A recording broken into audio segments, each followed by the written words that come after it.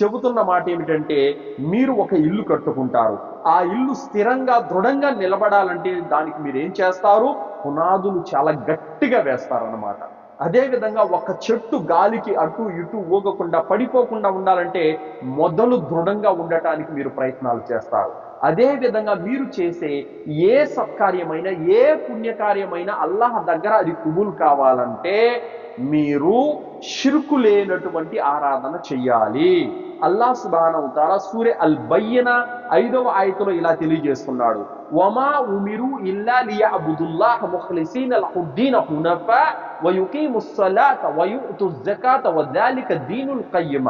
వారు అల్లాహ్ను మాత్రమే ఆరాధించాలని, తమ ధర్మాన్ని కేవలం ఆయనకు మాత్రమే ప్రత్యేకించుకోవాలని, వారు ఏకాగ్ర చిత్తులై నమాజును స్థాపించాలని, జకాత్ ఇస్తూ ఉండాలని వారికి ఆదేశించడం జరిగింది.